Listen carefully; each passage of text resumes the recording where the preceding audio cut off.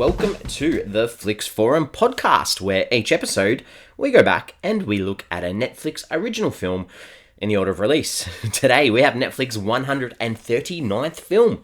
It's the 2019 French drama Paris is Us, or in French, Paris est à nous, and I do apologise for my French. This is directed by Elisabeth Vogier.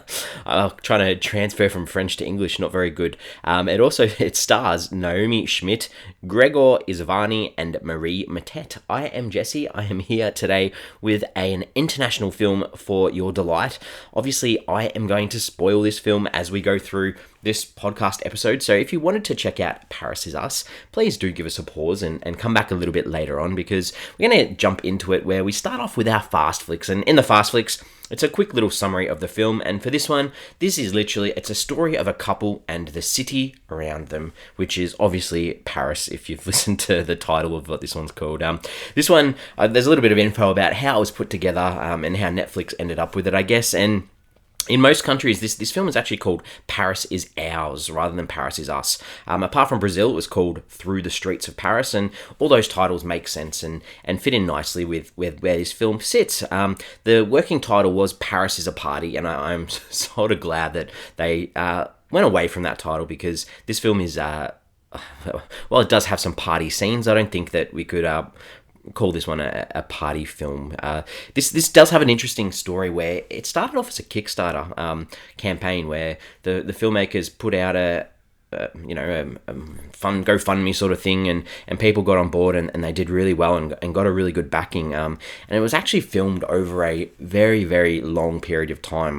From 2014 right through to 2017, the whole narrative takes place in the midst of real world events, including the 2015 March in solidarity with Charlie Hebdo, which happened in France, and there's lots of scenes that realistically they would not have been able to put these together with the extras or the amount of people in the streets unless they were filming real life situations, I guess. And for me, watching this, I didn't really pick up on it while watching it. Only after watching it and reading, I was like, wow, they've got some big set pieces here, and it sort of makes a bit more sense when you look back on it. And I think that the good thing to sort of talk about here is that the creative team, they thought it wasn't at first an easy decision to go with Netflix, because, like we have heard before, they wanted to have a cinema experience and a theatrical release.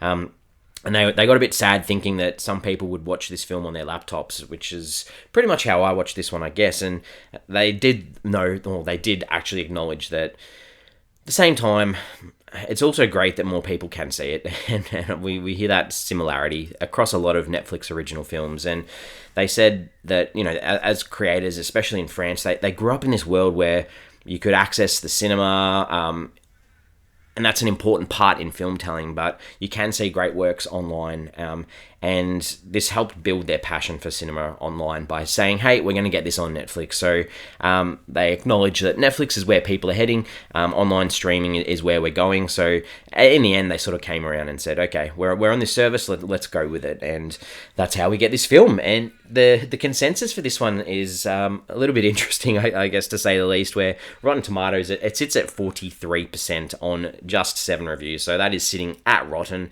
The audience has it at 41%, and that's on under 50 reviews. IMDb, similar sort of story, 4.6 out of 10 on about 1,300 reviews, and Letterboxd has it at a 2.5 out of 5 on a bit over 1,300 reviews as well. So very similar numbers sitting there. It hit Netflix on the 22nd of Feb in 2019. As mentioned before, this is filmed in and around Paris and France.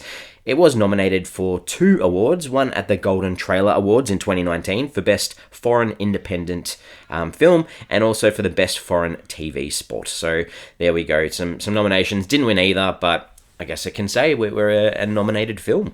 And I'll lead now into my early thoughts for this one, where I can see that some people could really dig this film.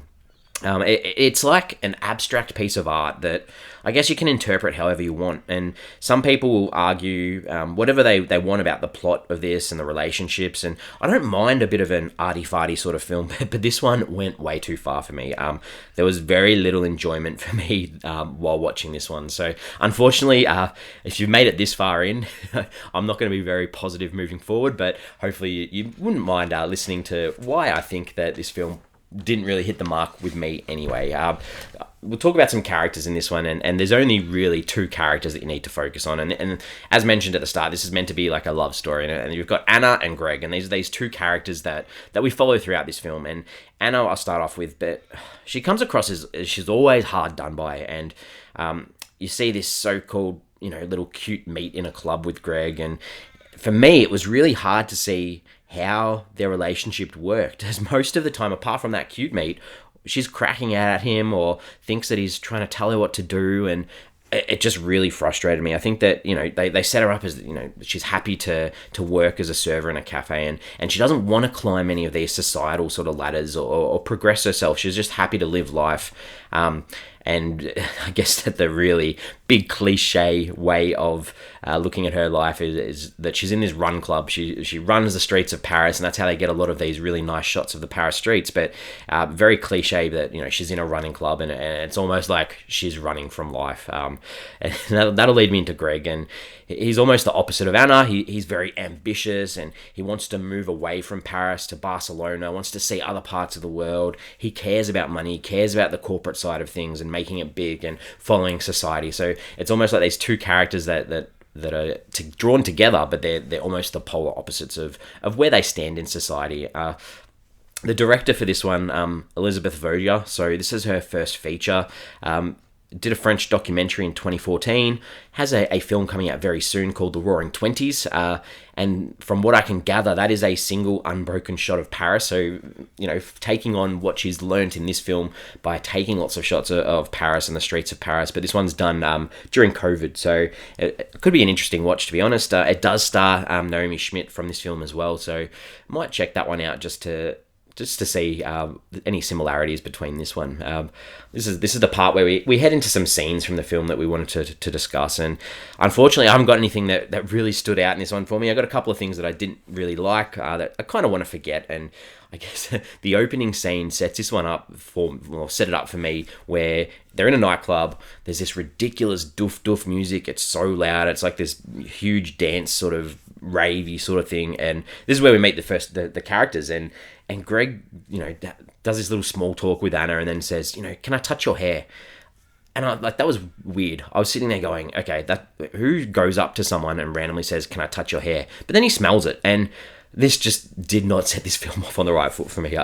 And like I mentioned before, I found out that a lot of the scenes were done on location during these big events, but throughout the film, the camera work in this was horrendous. And I get that you're trying to film these events that are happening in the world without a big crew, just following the characters, but the tracking and the characters were constantly out of frame. It was so disengaging that I couldn't help but, just want those scenes to be over. And then also, there's some scenes, and I guess I haven't even mentioned this, but it revolves around this plane crash. This plane crash is this event in the middle of the film that sort of switches up the realities of what we're watching, I guess. And there's these scenes that they use with the camera spinning during these visions of the plane crash. I literally felt nauseous. I felt sick that they were so off-putting, and for an audience member to feel that, it's not a good sign. And then there's a lot of monologues from Anna, a lot of dialogue, a lot of voiceover. I really hated it. It was just too in your face. So there's some things that really let this one down for me, and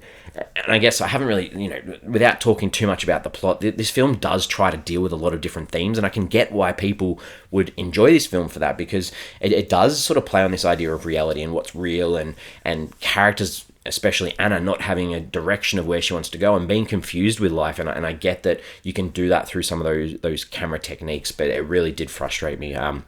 And to this idea of loneliness and her wanting to be on her own, but wanting to live life and having a future, but what is the norm for life? What is the normal for a future? And can she love someone? Can she put herself out there to do that? And it sort of just sums up this idea too, that you've got this character that wants to live in the moment versus this character that wants to plan their life, and that's that general gist of this film, I guess. Especially to, we've mentioned this film is about Paris, and Paris is a location of pain. The events that you see in the background as these characters try to have this relationship through their arguments and their fights, that you've got all this bad stuff happening in Paris in the background as well. And I guess that for me to take away from this film is that it tries to be more clever than it is. And obviously this is my opinion. I get why people may like this film, but I was constantly trying to tell myself or think about what was going on when I probably didn't need to do that. And unfortunately, that's what this film made me do. I think that, I had all these ideas. I was thinking that Greg died on this plane crash that, is this event that splits their relationship. And maybe this was about Anna dealing with his loss. But then also I was like, maybe she was on that plane as well. And this was her looking back on her life. And I don't know, I was just possibly overthinking this and not being able to come up with a solution for this film just frustrated me. And I do like films at times that leave me questioning what's going on, but this one just didn't do it for me. So I'm gonna wrap this one up and give my overall thoughts for the film, where I give a rating out of 5. And I think that possibly the issue for this is that it's a very French-centric film. I think that the events we see throughout this film will probably have a really great connection to a lot of people who have lived these events or understand what's going on, and can probably connect with how their relationships with people were going during these stages. Unfortunately, I'm not one of them, and even if I could ignore that and ignore those facts, I just can't get past a film where it's a love story.